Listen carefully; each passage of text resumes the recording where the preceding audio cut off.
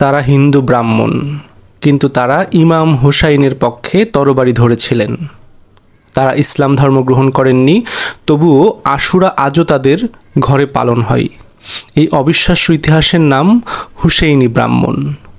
কথিত আছে ভারতের পাঞ্জাবের এক যোদ্ধা ব্রাহ্মণ রিহাব সিদ্দত 1400 বছর আগে ইমাম হুসাইনের পক্ষ নিয়ে কারবালার যুদ্ধক্ষেত্রে পাড়ি দেন।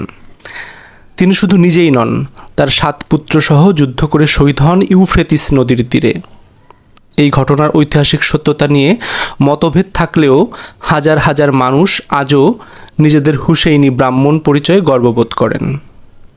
মীর মোশাররফ হোসেনের অমর উপন্যাস বিষাদ সিন্ধুতে রিহাব দত্তের নাম নেই, তবুও ভারতীয় উপমহাদেশে হিন্দু মুসলিম মিলনের প্রতীক হিসেবে এই কাহিনী আজও বেঁচে আছে মানুষের মুখে মুখে। গল্প অনুযায়ী সম্রাট সমুদ্রগুপ্তের আদেশে রিহাব দত্তের নেতৃত্বে একদল যোদ্ধা কারবালায় পৌঁছান। ততক্ষণে ইমাম হুসাইন শহীদ হয়েছেন। তার আত্মহতি দিতে চেয়েছিলেন, কিন্তু আরবের অনুগামীরা বললেন, নিজেদের না মেরে ইয়াজিদের বিরুদ্ধে প্রতিশোধ নিন। সেই পথেই তারা জীবন উৎসর্গ করেন। আজ শত শত বছর পেরিয়ে গেলেও হুসেইনি ব্রাহ্মণদের উত্তরসূরিরা হিন্দু ধর্মে বিশ্বাসী হয়েও মহররম পালন করেন, তাজিয়া মিছিলের অংশ নেন, আশুরায় শোক পালন করেন। তাদের ধর্মীয় পরিচয়ে কোনো পরিবর্তন হয়নি, তবুও তারা বলেন, আমরা হুসেইনের অনুগত। ভারতের কিছু অঞ্চলে তাদের মহিয়াল ব্রাহ্মণ নামেও ডাকা হয়। এটি ভারতীয় ইতিহাসে ধর্মীয় সম্প্রীতির এক বিরল দৃষ্টান্ত।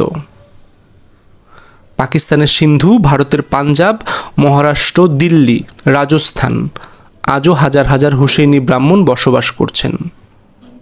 তারা হিন্দু ধর্মের পূজা যেমন পালন করেন, তেমনি আশুরা উপলক্ষে রোজা রাখেন, শোক করেন। এই সম্প্রদায় ভারতীয় সেনাবাহিনীতেও রয়েছেন। বলিউডের তারকা সুনীল দত্ত ছিলেন একজন হুসেইনি ব্রাহ্মণ। তার স্ত্রী নার্গিস ও সন্তান সঞ্জয় দত্ত সেই বংশের উত্তরসূরি। সাংবাদিক বরখা দত্ত, সাহিত্যিক সাবির দত্ত সহ বহু বিখ্যাত মানুষ এই সম্প্রদায়ের গর্ব। পরিশেষে বলতে চাই, তাদের জীবনযাপনই প্রমাণ করে হুসেইনের ভালোবাসা কোনো ধর্মে বাধা নয়। এটি চেতনার, এটি ন্যায়ের, এটি আত্মত্যাগের শিক্ষা।